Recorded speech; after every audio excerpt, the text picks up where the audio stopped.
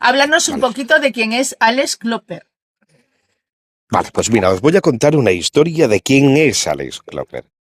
Imaginaros ese chiquillo de 5 o 6 años que en los veranos su padre pone el proyector en la terraza de su domicilio y ve películas de romanos, ve películas del oeste, ve películas españolas también, y en un momento dado, cuando las teníamos muy trilladas, tanto a mi hermana como a mí nos permitía mi padre, pues, con un micrófono ponerle voces a esos personajes. Nosotros nos divertíamos mucho todavía sin conocer qué era ese modo de vida, porque la actuación no deja de ser eso. El mundo actoral es un mundo de vida. Hasta que un momento dado nos puso una película y nos dijo, ese señor que sale allí es tu tío. Claro, mi tío saliendo en una película y no en una, en varias. Tío de mi abuela, por cierto, un actor muy conocido español que hizo películas con Lola Flores, Fernando Fernán Gómez, entre otros tantos, muy conocido como Don Hilarión, el señor boticario, Miguel Ligero. Claro, te surge la duda en ese momento, dices, mamá, papá, yo quiero ser artista. Aquí en Barcelona existen lo que son els Ateneus, o en cierta manera los centros sociales, como se llaman en el resto de España. Y bueno, fui empezando incursionando en teatro. Pues un teatro aquí, teatro de la escuela. Recuerdo la primera obra de teatro que hice en la escuela, que es el Xavi Rey Loco, el Xavi Rey Boig. Recuerdo que yo me lo tomaba de una forma muy seria, muy seria, de una forma incluso categórica, mientras mis compañeros pues se lo tomaban pues la diversión que puede tener un chiquillo de 6, 7 años. A raíz de eso fui incursionando y con 14 años un compañero que estudiaba conmigo, auxiliar de enfermería, me dijo, oye, ha salido un anuncio de una agencia publicitaria de modelaje y actores, ¿por qué no llamamos? Pero habla tú, que tú tienes más don de palabra. Digo, bueno, vale. Cogí el teléfono y en ese momento existía una palabra de moda que era tener feeling. Yo no sabía qué puñetas era, pero yo se lo dije. Al otro hilo del teléfono nos preguntaron, bueno, ¿quiénes sois vosotros? Digo, bueno, mira, somos unos chicos, yo me dedico al teatro desde hace 7 años y la verdad es que tenemos feeling. Ah, ¿tenéis feeling? Pues venir aquí a una prueba. A mí me seleccionaron, a mi compañero no, él no era actor, y desde entonces pues fui haciendo anuncios publicitarios para la televisión catalana, fui incursionando en otras obras de teatro de mayor calado, dirigido por diferentes directores. Yo provengo del mundo teatral, el mundo audiovisual, participé en series, en extra, pequeños papeles, etcétera, hasta que en el año 2011, 2013, ahora me flaquea un poco la memoria, en una obra de teatro conocí a un compañero y me dijo, oye tío, tú tienes voz y la actuación se te da bien. Acompáñame a una sala de doblaje y entonces vamos a ver qué se tercia. Y en ese momento, cuando se estaba estrenando, se estaba doblando en catalán la película Maggie de Arnold Schwarzenegger, en la que yo tuve ambientes luego explicaré qué es. En esos pequeños papelitos se volvió a encontrar el Alex Klopper de esa época con el niño que proyectaba en la terraza de su casa y se ilusionaba con poner voces a los personajes. Y hasta el día de hoy, pues haciendo locuciones, haciendo doblajes, hasta y cuando me dejan, sobre todo de videojuegos, películas en más pequeñas partes, pero por el momento, esta es mi historia. Qué guay. Interesante, muy interesante. Háblanos un poquito de las series, esos pequeños papelitos que tuviste en serie, o papeles, si puedes La serie, comentarnos. sí, obviamente. Mira, cuando tú no eres una primera espada del doblaje, ¿qué quiere decir que eres un actor súper reconocido dentro del mundo del doblaje? Lo que hacen es darte ambientes. Los ambientes son aquellos papeles de relleno. No quiere decir que valgas más o que valgas menos, no. El problema del sector del doblaje es que existe una tasa de desempleo del 96% de desempleo. Sí. El sector audiovisual es un poco más amplio, puede llegar al 85, 87%, quiere decir que trabaja muy poca gente en ello. Entonces tú vas haciendo lo que te van prestando. Quiere decir que tú vas dándole voz a ese pequeño camarero, a esas voces que interlocutan o que se cruzan con los personajes principales.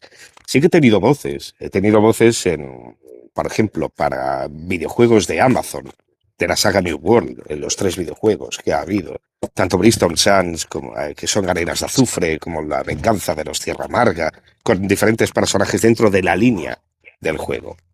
He realizado muchas locuciones para YouTube y canales de YouTube, El Camarote de Roger, aquí TikTok, por ejemplo, para Radio Madrid, no sé, para el presentador de televisión española, Paco Alonso, para el gastroagitador que habla en su podcast de alimentación sobre todo gastronómica valenciana. Y otros tantos. He llegado a perder la cuenta de tantas locuciones que he hecho y anuncios, por descontado, ¿no? Entendamos que yo empecé a incursionar en este mundo, sí, desde el 2013, pero voy actuando desde los 7 años de edad, tengo 43, o sea, llevo toda mi vida en esto y sería incuantificable lo que he podido llegar a hacer, aunque no sea reconocible del todo. Sí, en algunas cosas, obviamente, ¿no? Pero eso es. Gracias, Tony. ¿Tocaste el Dime. mundo del teatro? Sí, provengo de ahí. Sí. Bueno, pues háblanos un poquito. El mundo del teatro no tiene nada que ver con el doblaje. Os voy a hacer una breve explicación, breve. No voy a ser como Fidel Castro, que diga 5 minutitos y se tira 8 horas hablando. No va a ser por eso. Sin problema, por favor, no hay problema ninguno. Podemos hacer un súper especial. Mirad. Y si no interrumpo yo, ¿qué se le va a hacer? Y espero que no interrumpas. Claro, te ha quedado claro. Es broma. Mirad, lo dudo que me quede claro, ya me conocéis vosotras. Mirad, la diferencia del doblaje al uso. El doblaje, tú cuando a ti te convocan a una convocatoria de doblaje, tú no sabes qué personaje vas a interpretar. Cuando entras en sala, el cual tienes al director tras una pecera, un cristalito, con el técnico de sonido aquí a la izquierda o a la derecha, según se tercie la sala, previamente llega al atril y te dice, mira, este personaje va a ser esto otro, vas a tener que hacer eso, tienes el guión delante y vas a carajo sacado. Es decir, tú no tienes una preparación previa. Llegas a sala, interpretas, punto y final. No tiene más secreto que ese. En el teatro y en las producciones, como pueden ser cortometrajes, que también es cine, a pequeña escala, o publicidad, sí que te pueden dar una breve separata. Una separata es un breve esquema de guión para que tú te prepares para el casting. Eso sí, te lo pueden dar. Y una vez que te seleccionan, pues te dan el guión entero, opcionas cuando has opcionado al personaje que te han seleccionado. Y lo que hacemos principalmente los actores es sentarnos en una mesa, aprendernos el guión. Obviamente cada uno tiene su forma, ¿no? Cada maestrillo tiene su librillo. Mi ejercicio se basa en el momento Ali McBeal, ¿no? Yo me veo proyectado en el teatro, cómo me voy a mover, de qué forma voy a interactuar con las compañeras o compañeros. Y sobre todo el teatro es muchísima técnica, pero no de actuación también, ya os explicaré. Primeramente nos sentamos y hacemos una italiana, una lectura normal, principalmente sin intencionalidad, quiere decir que no hay ningún tipo de acting, es una lectura de guión en el cual cada uno da el pie o da la frase de su personaje y da el pie al siguiente compañero. Una vez que tenemos eso maestrillado, hacemos una italiana, que la italiana consiste en interpretar pero sin moverte, estático. Son réplicas, tiras el pie, eso sirve sobre y ante todo para conocer dónde acaba la frase de tu compañero, dónde empiezas tú para no pisarte. Luego eso se transporta al espacio físico y ahí es donde está la injundia. En el espacio físico de ¿Dónde haces francés, seguro? Sí, seguro, pero sí.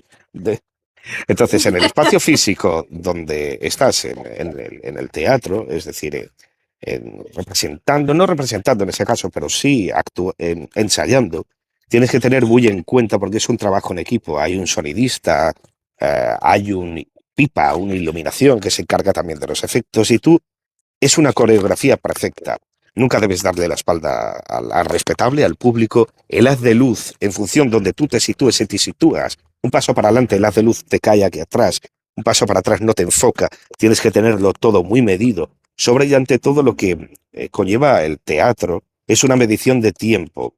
Es un error muy común que las frases se tiren de tal manera que incluso hasta se lleguen a pisar los compañeros. Para eso existe la labor del director que te va cuadrando a tempo como lo tienes que hacer. Obviamente en un sentido pues más amateur, ¿no? En un sentido más profesional como puede ser el mío.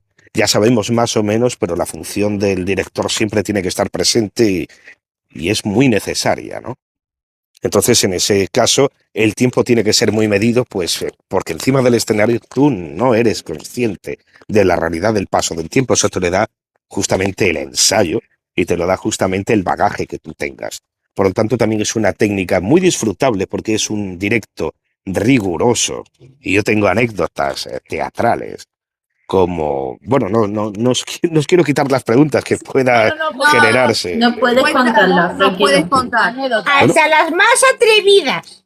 hasta las más atrevidas. Donde pica lo que pica, cuando pica, donde pica. Correcto. O ráscate. Fíjate.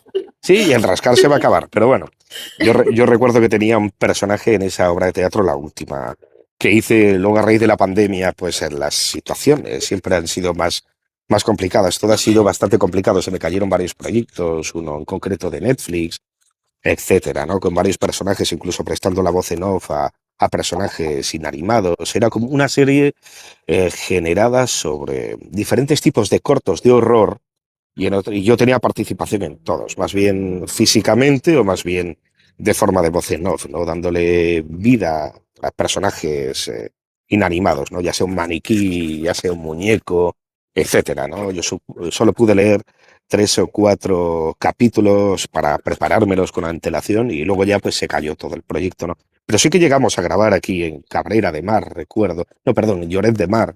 Sí que llegamos a grabar varias escenas, pero bueno, en fin, en definitiva. Voy al hilo de la cuestión, que si no me pierdo en el teatro. En el teatro, recuerdo que también fue coetáneo, fue en el mismo año. Recuerdo que yo tenía que interpretar, aparte era una obra de teatro bastante complicada en el sentido de que no había caída de telón, era un solo acto de 90 minutos. Entonces empezaban mis compañeras y ya seguíamos sin caída de telón hasta el final. Recuerdo que los pantalones de atrezzo que me dieron tenían un agujero así de grande. Y yo me tenía que guardar un billete de 10 euros para en un momento dado dárselo a mi compañera, ¿no? Claro, cuando yo echo la mano al billete, el billete lo tenía a los tobillos. Como es lógico. Entonces, a la que me ven haciendo así,